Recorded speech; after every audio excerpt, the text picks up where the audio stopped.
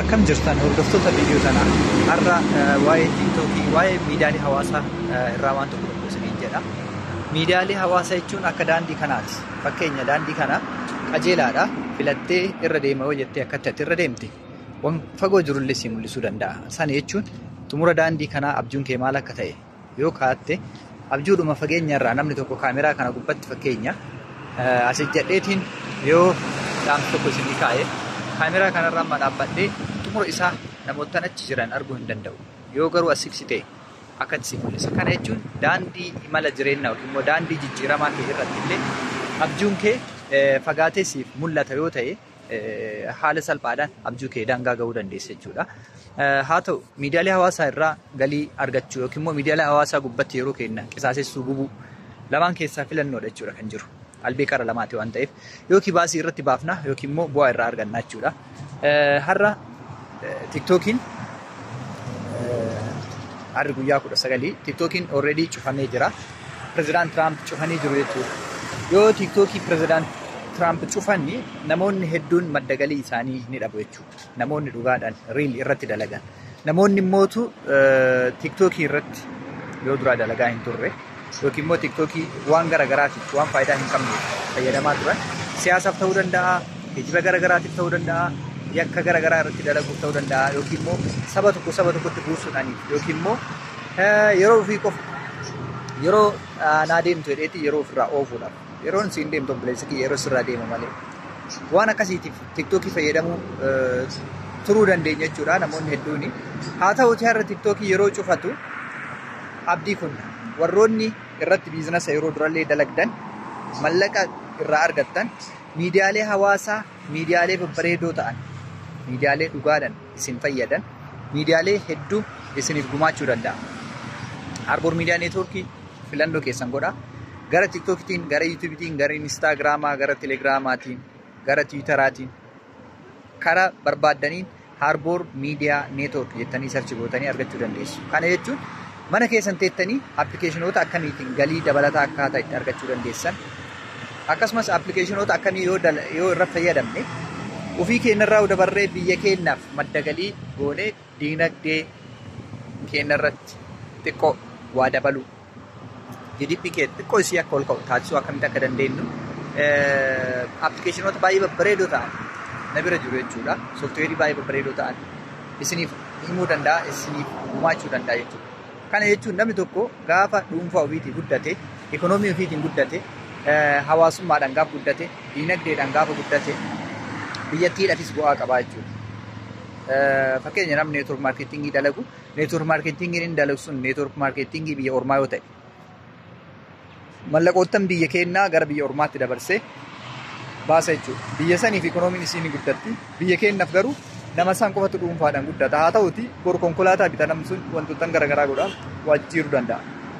Ati immoo appilikeeshinoota sooftiweerii garagaraa fayyadamuudhaan appilikeeshinii takka daawunlood godhuudhaan fayyadamtee fakkeenya pooppoo isinii kaaya. Pooppoo namoonni fayyadamtan yoo jiraattan pooppoo irraa madda galii guddaa argachuu akka dandeessan karaa salphaadhaan beekamaadha jechuudha. Haa ta'uti namoonni hedduun pooppoo irratti akkaataa itti dalagee galii argatu hin beeku. TikTok irratti leenci tokko guuttee qarshii 40 wayiin guuttee yookiin immoo 50 guuttee yeroo kennitu qarshiin ati argattu birrii takkallee hin jiru. Pooppoo gubbatti fakkeenya qarshii 10,000 guuttee yeroo kennitu qarshii 100,200 dalaguu dandeessaa jechuudha. Kanaaf appilikeeshinoota akkanaa anarraa argachuu dandeessu. Horaa bulaa deebanaa argamni kiyya naannoo Yuunivarsiitii Adaamaati jechuudha. Daandiin kun daandii gara Yuunivarsiitii Adaamaa geessu jechuudha. Yuunivarsiitii Adaamaa jechuun kunoo kana horaa bulaa deebanaa saayinsii fi teekinooloojii irratti odeeffannoowwan barbaadan kamiyyuu harboor irraa argachuu dandeessu. Harboor odeeffannoo isin barbaadan kamuu isiniif gumaachuudhaaf yeroo kamuu qophiidha. Isin jaaladha, isin kabajaa, kabajni jaalalli tokkummaan ciminni isin waliin haa ta'u, eebbifamaa barri bara milkii isin haa ta'u. Kan facaafattan amma bu'uunsi keessa waan gaarii isin argu. Kanaafuu sooftiweeriiwwan barbaadan, appilikeeshiniiwwan barbaadan bilaasha interneeta keessanillee hin balleessina. Bilaasha bilbila keessanillee tajaajila hin taaneef hin oolchina.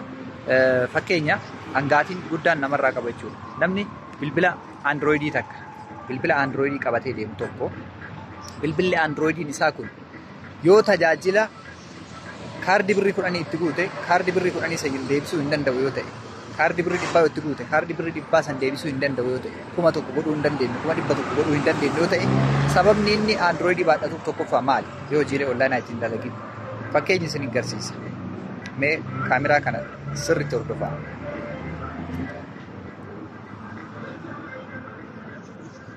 Appilikeeshinii tokkochaan wal isin barsiisa jechuudha. Appilikeeshina dura dubbataa ture keessa appilikeeshina guyyaadhaan $10 ol irraa argachuutti jiru appilikeeshinii kana jechuudha. Appilikeeshiniin kun maqaan isaa Popo jedhama. Maqaa isaa jibbuu dandeessu.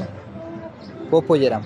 Popo irraa akkamitti galii akka argadhuu fi akkamitti immoo galii isarraa argadhe akkaataa itti fayyadamuu fi fakkeenya iddoo gara olii kanatti ammaayyuu isinitti agarsiisuu danda'a. $12 fi kun as biratti $12 qabxii 4.8 qabxii 94 argadhee jira jechuudha.